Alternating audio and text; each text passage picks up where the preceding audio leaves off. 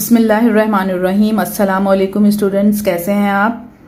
आज के लेक्चर में मैं आपको law of mass action and derivation of expression for equilibrium constant explain करूंगी। इससे पहले के लेक्चर में हम टू टाइप्स के जो हैं रिएक्शंस स्टडी कर चुके हैं, जिसमें रिवर्सिबल रिएक्शन और इरिवर्सिबल रिएक्शन है। और जो रिवर्सिबल रिएक्शन है उसमें हमने फॉरवर्ड रिएक्शन और रिवर्स रिएक्शन दोनों को स्टडी किया है। लॉ ऑफ मास एक्शन में जो मेन हमें ड्राइव करना है वो इसका एक्सप्रेशन है जो कि इक्विलिब्रियम कांस्टेंट है Kc। चलिए स्टार्ट करते हैं। The rate at which a substance react is directly proportional to its active masses and the rate of reaction is directly proportional to the product of the active masses of the reacting substances। अब यहाँ एक term इस्तेमाल हुई है active masses। What is active mass? The concentration of reacting substance is called active mass, यानी कि reacting substance की जो concentration होगी उसको हम यहाँ पर active mass कहेंगे। और ये हमेशा जो है वो ये नंबर ऑफ मोल्स इसमें काउंट होते हैं। जो यूनिट है एक्टिव मास का वो है मोल डेसीमीटर क्यूब, और इसकी जो वैल्यू है वो एक्सप्रेस की जाती है स्क्वायर ब्रैकेट्स में। स्क्वायर ब्रैकेट इस तरीके से बनाए जाते हैं। यहाँ हमें ये पता चला कि जो रेट है किसी भी रिएक्शन में वो डायरेक्टली प्रोपोर्शनल होता है इसके एक्टिव मासेस के। और रेट किसका होता है with which are substance reacts, वो जो है वो डायरेक्टली प्रोपोर्शनल है उसके एक्टिव मासेस के। और जो रेट है रिएक्शन का वो डायरेक्टली प्रोपोर्शनल है टू द प्रोडक्ट। प्रोडक्ट का मतलब है उसमें जो है जितने भी रिएक्टेंट इस्तेमाल हो रहे होंगे उसका वो प्रोडक्ट जो होगा उसके एक्टिव मासेस का, उसके भी वो डायरेक्टली प्रोपोर्शनल होगा। आगे चल के आपको इसके जो एक्सप्रेशन मैं आपको एक्सप्लेन करूंगी उसमें ये आपको ज़्यादा मज़ीद वाज़ेह हो जाएगा। अब जो लॉ ऑफ मास एक्शन है वो सजेस्ट करता है कि ratio of the reactant concentration, यानी जो रिएक्टिंग कॉन्सेंट्रेशन है उसका रेशो क्या है, and the product concentration is constant at a state of chemical equilibrium. और उससे ये भी पता चल जाता है कि प्रोडक्ट कॉन्सेंट्रेशन जो होगी वो कांस्टेंट होगी एक ऐसी स्टेट पे जो कि केमिकल इक्विलिब्रियम कहलाएगा।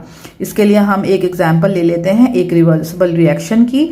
ये जो ए है स्मॉल लेटर में जो शो हुआ है वो मोल्स को शो करेगा, और ये ए, बी और सी और डी ये नंबर ऑफ मोल्स को शो कर रहा है यहाँ पर, और ये एक रिवर्सिबल रिएक्शन है। सबसे पहले इसमें डिस्कस किया जाएगा फॉरवर्ड रिएक्शन, जहां पर ए और बी जो हैं वो रिएक्टेंट्स हैं, और जो स्मॉल लेटर है ए और बी का वो इसमें नंबर ऑफ मोल्स को शो कर रहा है जो कि इस केमिकल इक्वेशन को बैलेंस करने के लिए इस्तेमाल किए गए हैं।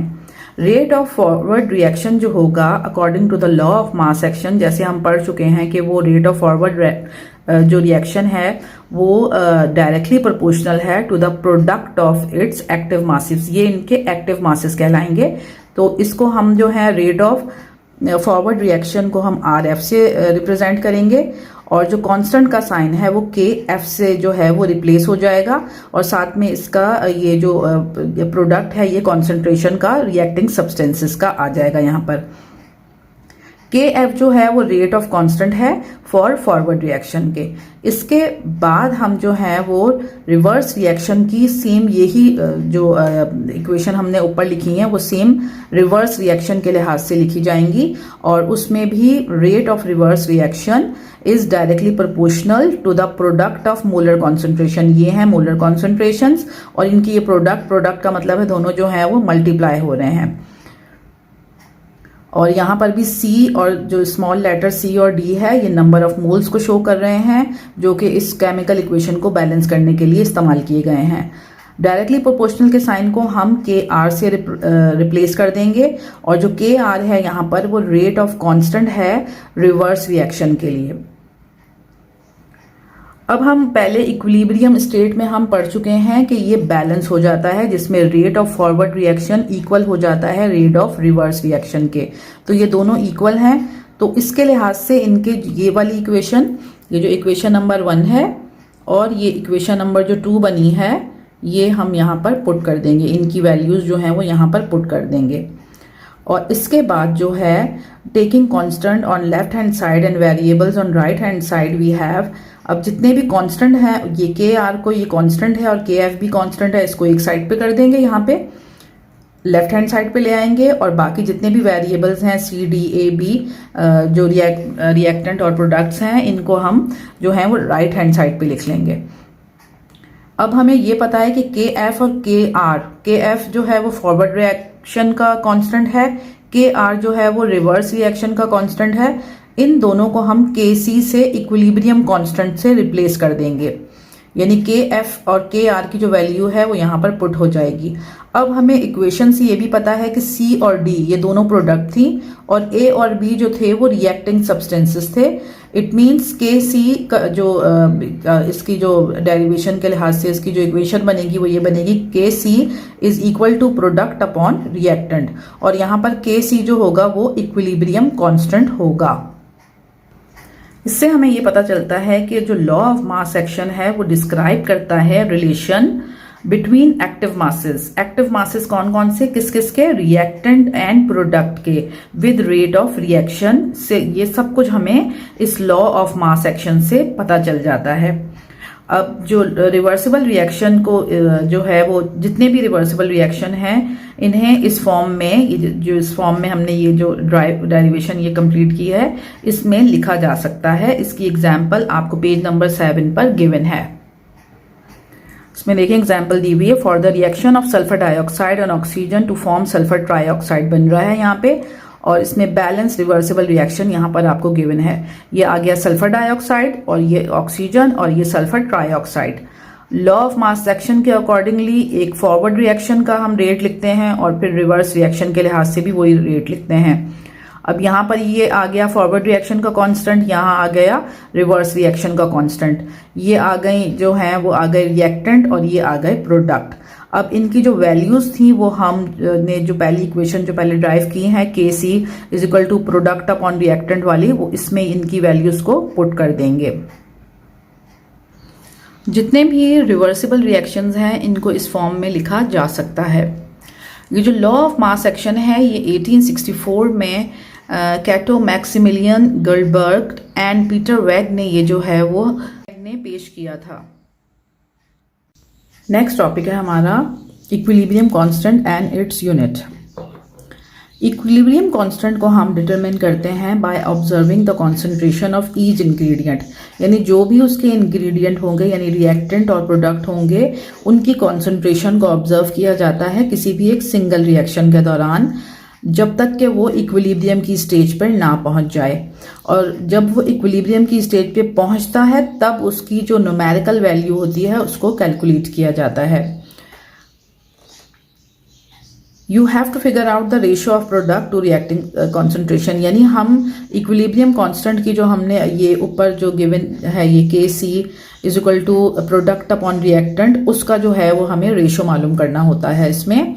और ये इम्पॉसिबल है कि हम जो हैं वो चेंज करें किसी भी रिएक्शन के इक्विलिब्रियम कांस्टेंट को, क्योंकि कॉन्सेंट्रेशन जो हैं वो मेजर की जा रही होती हैं इसमें इक्विलिब्रियम में ही, यानी जितनी भी वैल्यूज़ यहाँ पर काउंट होंगी, रेट ऑफ फॉरवर्ड रिएक्शन और रेट ऑफ रिवर्स रिएक्शन, वो बिल्कुल बैलेंस होंगे और उस वक्त इक्विलिब्रियम की स्टेट हो मतलब स्टेट पे वो मौजूद होगा जब उसकी न्यूमेरिकल वैल्यू या जब उसकी जो मोलर कॉन्सेंट्रेशन जो है वो मेजर की जाएगी।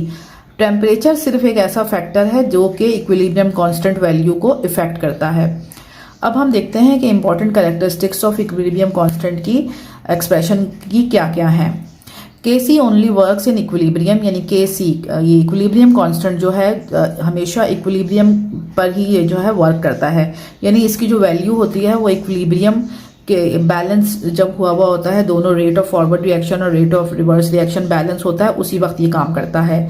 It represent the equilibrium concentration of the reactant and product in moles decimetre cube, mole per decimetre cube में इसको रिप्रेजेंट किया जाता है, यानी रिएक्टेंट और प्रोडक्ट दोनों की जो इसमें यूनिट होगा वो मोल पर डेसीमीटर क्यूब होगा।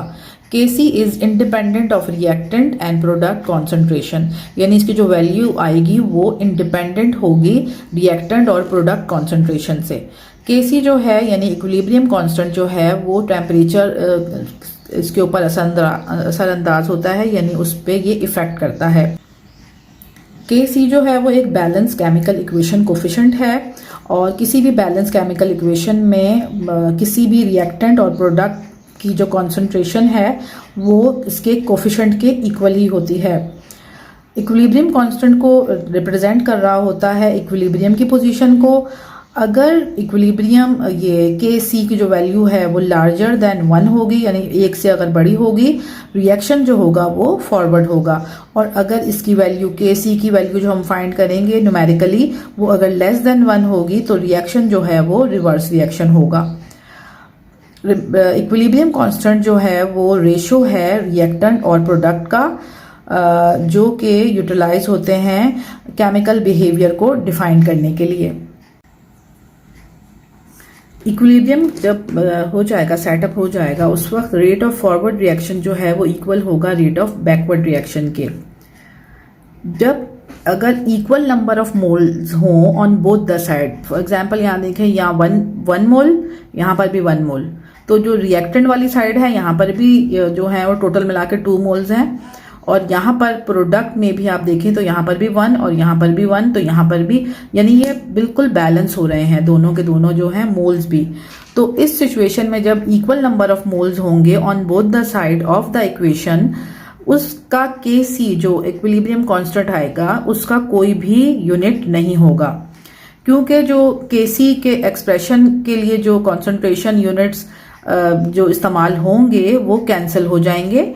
जैसे इस तरह देखिए, यहाँ पर अगर हम लिख रहे हैं, ये है हमारे पास जो है ये आ गई प्रोडक्ट और ये आ गए यहाँ पर रिएक्टेंट, तो इनके लिहाज से जो आपने ये पढ़ के आए हम पीछे के मोल पर डेसीमीटर क्यूब है, इसका भी मोल पर डेसीमीटर क्यूब होगा, तो ये दोनों एक दूसरे को कैंसिल कर देंगे।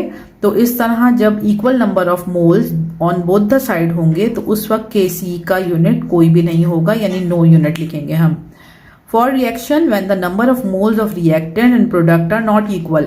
अब इस इक्वेशन में देखें आप, यहाँ पे नंबर ऑफ जो रिएक्टिंग सब्सटेंसेस हैं वो 2 हैं, और नंबर ऑफ मोल्स यहाँ का 1 और यहाँ का 3, तो टोटल मिला के यहाँ पे नंबर ऑफ मोल्स जो हैं वो 4 आ रहे हैं। और यहाँ पे जो नंबर ऑफ मोल्स हैं जो कि इक्वेशन को बैलेंस करने के लिए इस्तेमाल किया जा रहे हैं वो सिर्फ और सिर्फ 2 हैं। तो इस सिचुएशन में जो है वो मतलब जो भी Kc की वैल्यू आए के लिहाज से जब हम कैंसिलेशन करेंगे उसके बाद जो कुछ भी वहाँ पर बाकी होगा वो उसका यूनिट होगा। इट मीन्स कि अगर इक्वल नंबर ऑफ मोल्स हैं ऑन बोथ द साइड तो फिर Kc का कोई यूनिट नहीं होगा, और अगर जो है नंबर ऑफ मोल्स में डिफरेंस आ रहा है जैसे इस तरह, तो फिर Kc का यूनिट होगा। जैसे ये मोल जो है वो -2 और डेसीमीटर क्यूब के लिहाज से यहाँ पे ऊपर 6 लिखा हुआ है, तो इसका कोई ना कोई यूनिट फिर होगा। मेडिकल नंबर 1 में आपको नाइट्रोजन मोनोऑक्साइड को रिएक्ट कर पाया गया है ऑक्सीजन के साथ, और यहाँ पर नाइट्रोजन डाइऑक्साइड जो है वो लिबरेट हुई है। अब यहाँ पर जो इसकी जो मोलर कॉन्सेंट्रेशंस दी गई हैं वो है नाइट्रोजन मोनोऑक्साइड के लिए ये दी गई है 0.0542 मोल पर डेसीमीटर क्यूब, ऑक्सीजन की है 0.127 मोल पर डेसीमीटर क्यूब, और नाइट्रोजन डाइऑक्साइड गैस की दी हुई है 15.5 मोल पर डेसीमीटर क्यूब। हमने इसका इक्विलिब्रियम कांस्टेंट जो है वो मालूम करना है, तो उसके लिहाज से पहले आपको डेटा बनाना पड़ेगा कि जो रिएक्टेंट और प्रोडक्ट हैं, ये 2 जो हैं वो रिएक्टेंट है और ये प्रोडक्ट है, उनकी जो भी यहाँ पर मोलर कॉन्सेंट्रेशंस दी गई हैं आपको यहाँ उनके वैल्यूज़ को पुट डाउन करना है। और उसके बाद फिर जो एक्सप्रेशन हमने इक्विलिब्रियम एक्सप्रेशन मालूम किया है Kc का, Kc is equal to product upon reactant, तो जो प्रोडक्ट है वो ये, तो इसकी वैल्यूज को पहले एक्सप्रेशन लिखेंगे और उसके बाद फिर इनकी वैल्यूज को पुट करेंगे जो यहाँ पर हमें गिवन है। अब उस एक्सप्रेशन के अंदर जो है वो इक्विलिब्रियम कॉन्सेंट्रेशंस जितनी भी दी गई होंगी इनकी, इसके बाद हम इक्विलिब्रियम कॉन्सेंट्रेशन की जो वैल्यूज़ हैं वो इक्विलिब्रियम कांस्टेंट एक्सप्रेशन जो कि हम पहले कर चुके हैं कि Kc is equal to product upon reactant, उसमें हम सारी वैल्यूज पुट डाउन कर देंगे। इसके बाद इसमें कैंसिलेशन होगी, इन दोनों को मल्टीप्लाई करके इससे डिवाइड कराया जाएगा, तो ये हमारे पास वैल्यू आ जाएगी 6.44 10⁵ मोल -1 आ जाएगा इस पे, और डेसीमीटर क्यूब इसमें जो है इक्विलिब्रियम कांस्टेंट की वैल्यू हम मालूम कर लेंगे। और यहाँ पर चूंकि इसमें जो है वो दोनों की जो मोलर कॉन्सेंट्रेशन है इक्वेशन में वो इक्वल नहीं है, इसलिए इसका यहाँ पर यूनिट दिया जाएगा। इसके बाद आपकी बुक में दो मजीद न्यूमेरिकल नंबर 2 और न्यूमेरिकल नंबर 3 इसकी एग्जाम्पल के तौर पर गिवन है।